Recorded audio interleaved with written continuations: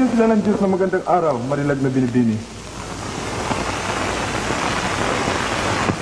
Binibini, huwag kayong malis.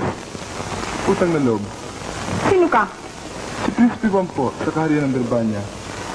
Ang lugar na ito'y lihim? Ba't ka na pa rito? Isa pong panaginip kung kaya ito'y narating ko. Pagkat sa ilalim pala ng lupa, ay merong napakagandang tala.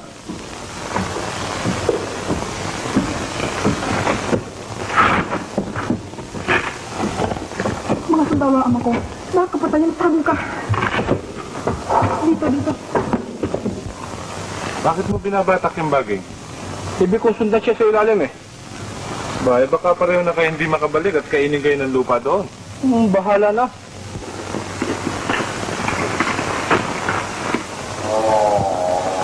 Nagkamali tayo ng daan.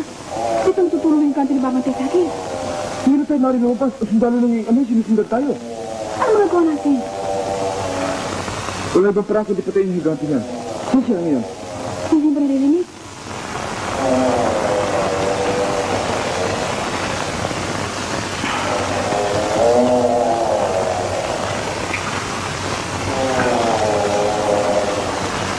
Huwag mamamatay ka.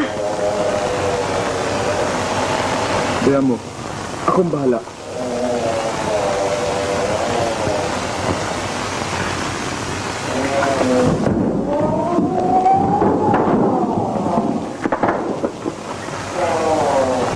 Dito ka lamang. Kahit anong mangyari, huwag kang umalis.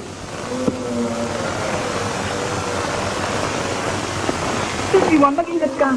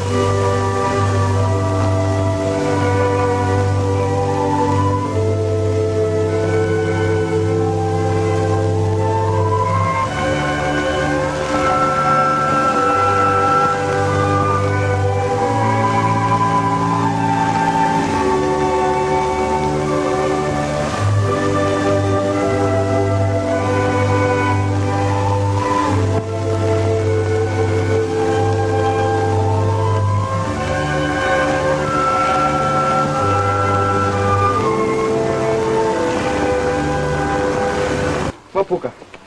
Salamat, Prinsipe Juan. Sumama ka sa akin. Saan? Sa baba ng lupa.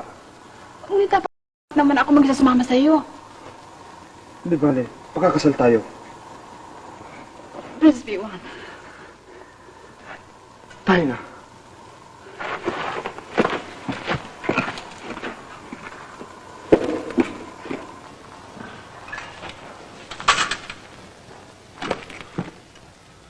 Prinsipe Juan! Diego! Ano nangyari sa'yo? Ito si Princess Leonora. Ito ang po ninyo. Ano nangyari sa'yo? Wala. Magmadali tayo, baka palabutin ng mga sundalo aking ama.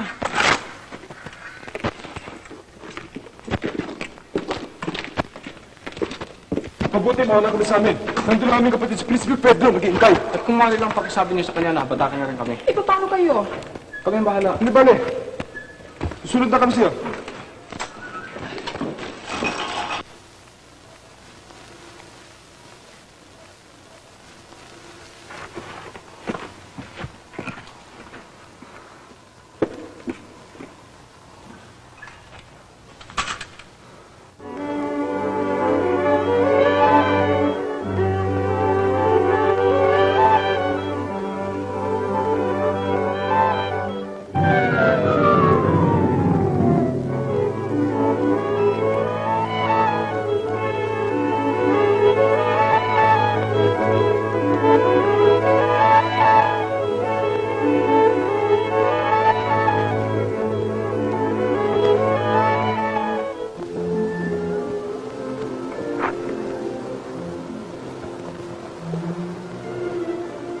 Ano? Sila!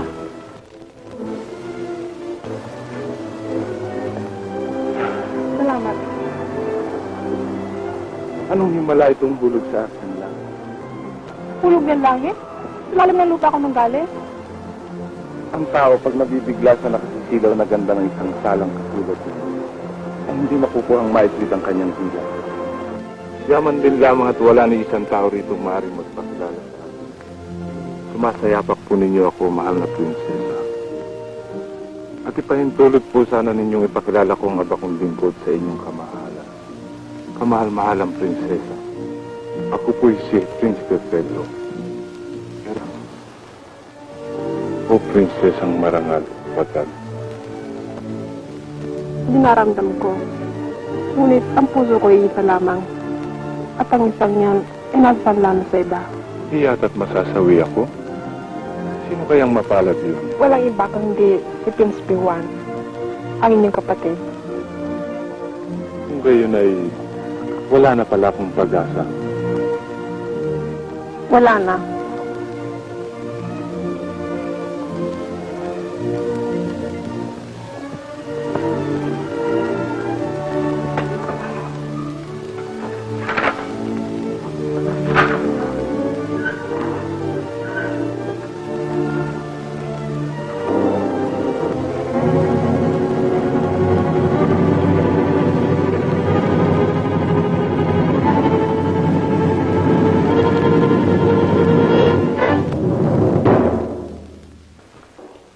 Hey! Hey! Ano kaya nangyari? Siguro hindi tayo na kaya. Kung ganun, mauna ka na. Hindi, mabuti ikaw na. Pagdating mo sa taas, ihugos mo kagat ang bangin sa baba. Ngunit, pagka anong nangyari siya rito? Hindi, akong bala. Hindi ko akalain makatagpo ng isang taong hindi marunong tumulong sa isang babaeng kagaya ko.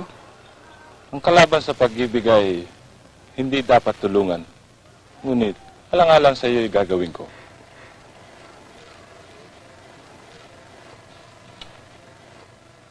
Nag-iisa ka lamang, tandaan mo yan.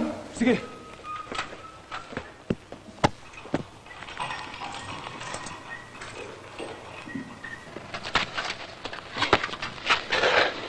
Salamat. Nasaan si Prinsipe Juan? Nasa ilalim naghihintay.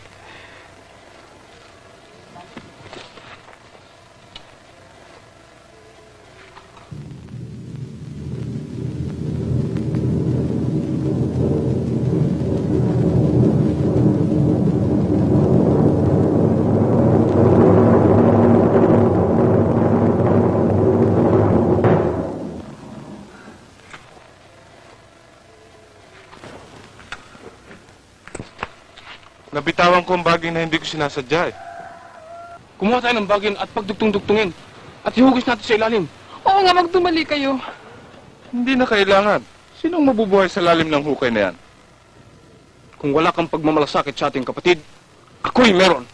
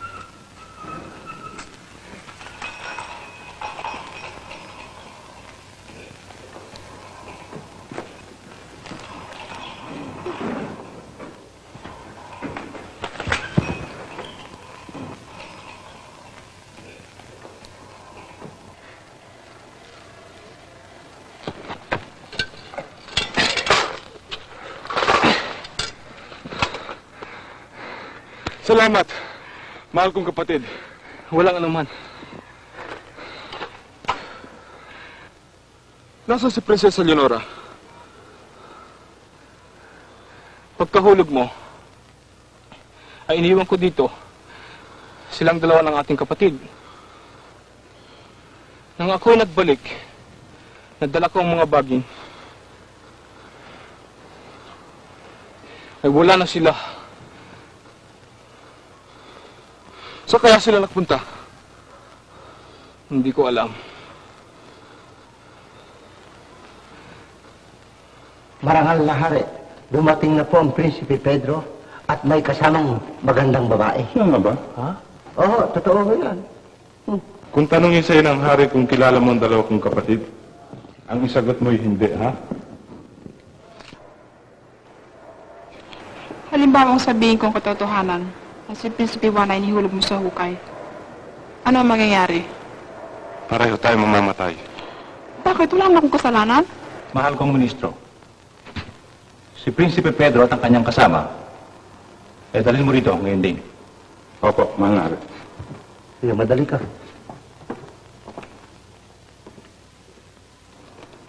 Prinsesa Leonora, sinasamo ko sa'yong huwag mo na akong isumbong. Bayaan mo na si Prinsipe Diego ang magsalita kung sakaling dadating pa siya.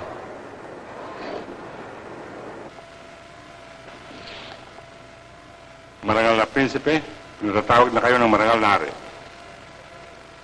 Tayo na.